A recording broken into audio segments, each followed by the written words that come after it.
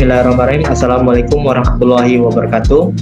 Perkenalkan, nama saya Muhammad Wahyu Yusran. Saya koas Ilmu Kesehatan Anak, Divisi Perinatologi. Baik, pada kesempatan ini saya akan memberi sedikit materi tentang kelainan kongenital pada bayi baru lahir. Salah satunya adalah spina bifida. Apa itu spina bifida? Spina bifida merupakan kelainan bawaan lahir yang ditandai terbentuknya celah atau defek pada tulang belakang dan sumsum tulang belakang bayi. Bagaimana spina bifida itu bisa terjadi? Pada kondisi normal, embrio membentuk tabung saraf yang berkembang menjadi tulang belakang dan sistem saraf. Jika proses ini tidak berjalan lancar, beberapa ruas tulang belakang tidak bisa membentuk dengan sempurna sehingga menciptakan celah atau defek. Bila celah mencapai sebagian jaring kulit seperti pada kulit di bagian punggung bawah, cairan otak yang mengisi sumsum tulang belakang bisa mendorongnya sehingga terbentuk kantung yang bisa terlihat di punggung bawah bayi. Apa saja jenis spina bifida? Jenis spina bifida itu ada 3. Pertama adalah spina bifida occulta, yang kedua meningokel, yang ketiga myelomeningokel. Spina bifida occulta merupakan jenis yang termasuk paling umum dan ringan karena hanya menyebabkan terbentuknya celah kecil di antara ruas tulang belakang dan tidak mempengaruhi saraf. Pengidap spina bifida jenis ini biasanya hanya mengalami gejala ringan atau bahkan tanpa gejala. Jenis ini juga tidak sebabkan kelainan saraf, sebab saraf spinal tidak mengalami penonjolan. Yang kedua adalah meningokel. Jenis ini termasuk langka, di mana pengidap meningokel ini tandai dengan terbentuknya pembukaan yang cukup besar sehingga selaput pelindung sumsum tulang belakang mencuat keluar dari celah tulang punggung dan membentuk kantung. Isi dari kantung tersebut adalah cairan tulang belakang dan membran pelindung tanpa adanya saraf tulang belakang. Pada meningokel ini tidak merusak jaringan saraf sehingga tidak menyebabkan kelumpuhan pada bayi yang terkena meningokel. Ketiga, myelomeningokel. Nah, jenis ini termasuk yang paling serius karena ditandai dengan terbentuknya kantong berisi selaput dan sumsum tulang belakang yang menonjol keluar pada daerah punggung.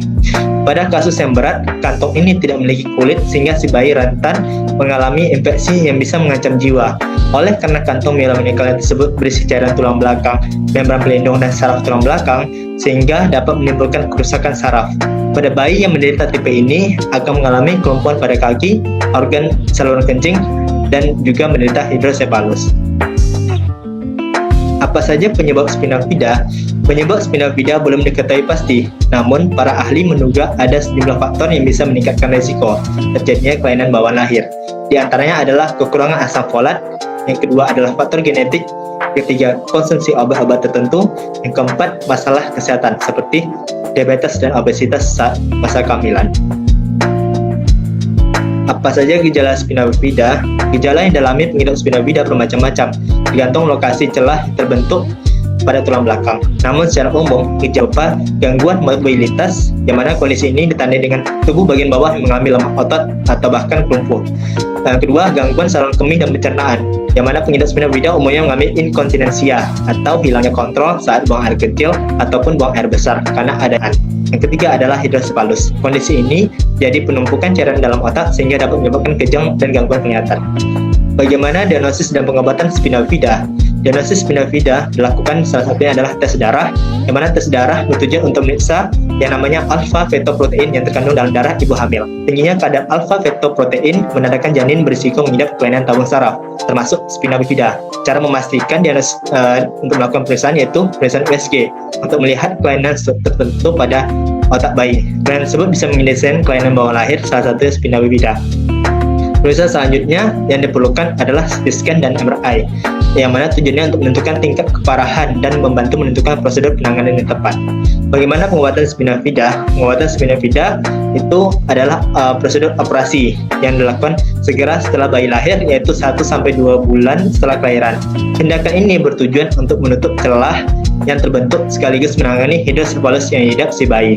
Perawatan lanjut yang perlu dilakukan adalah terapi okupasi atau terapi fisik, yang mana penggunaan alat bantu berupa tongkat atau kursi roda, serta konsumsi obat-obatan untuk menangani gangguan saluran kemih dan pencernaan.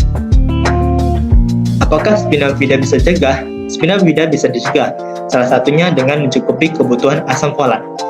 Si bayi sejak sebelum dan selama masa kehamilan dapat diberikan dosis asam folat yang dianjurkan sebanyak 400 mikrogram per hari. Ibu bisa mendapatkannya secara alami dengan mengonsumsi sayur-sayuran seperti bayam dan brokoli, kuning telur, kacang-kacangan, dan juga suplemen asam folat yang mana dapat membantu memenuhi kebutuhan nutrisi selama kehamilan. Baik, sekian dari saya. Jika ada kekurangan dan kesalahan, mohon maaf. Assalamualaikum warahmatullahi wabarakatuh.